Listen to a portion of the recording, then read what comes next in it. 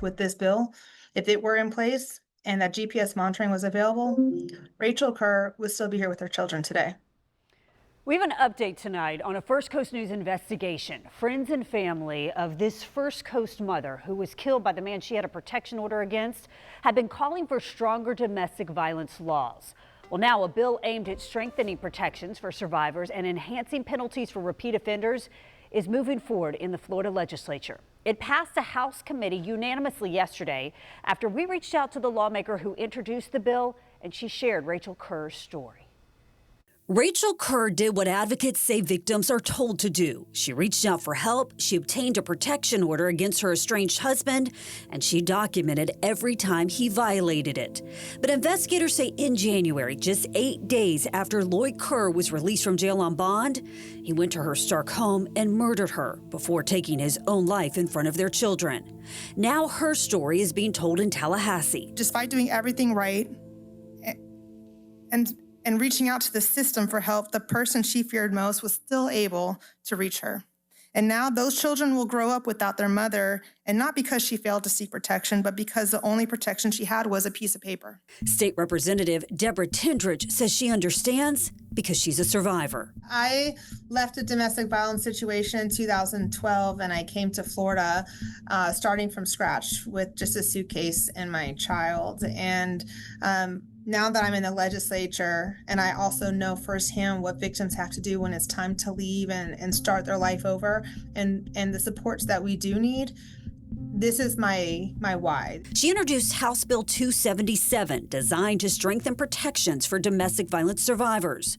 While presenting the bill to a House committee Thursday, she told lawmakers about Rachael's loved ones calling for change. Members, I have been following domestic violence cases throughout our state, but this case was brought to my attention yesterday as I was asked to participate in a news story about how my bill and the GPS monitoring could have saved Rachael's life.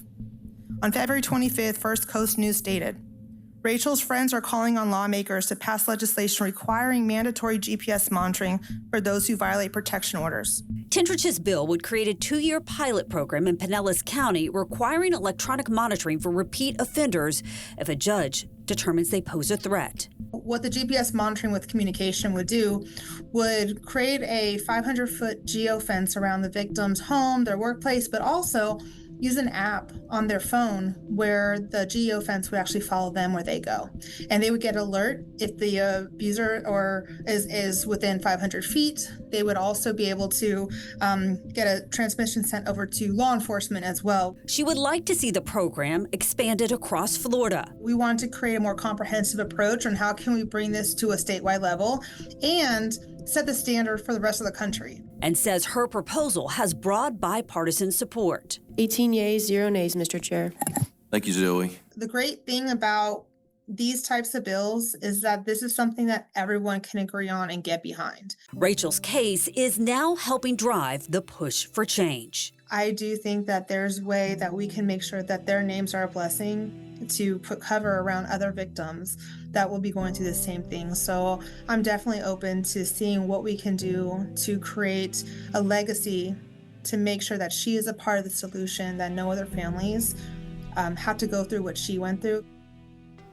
So this bill now heads to the House floor next week for a vote. If passed, it would still need approval from the Senate and the governor before becoming law. And this summer, State Representative Tindridge tells me she plans to host virtual domestic violence town halls to hear directly from Floridians about additional domestic violence reforms she could introduce next session. And we, of course, will keep you updated. And we're on your side with resources. If you or someone you know is in a domestic violence situation, jot down these numbers. The Florida hotline is 800-500-1119. If you're in Georgia, you can call 800-344-2836.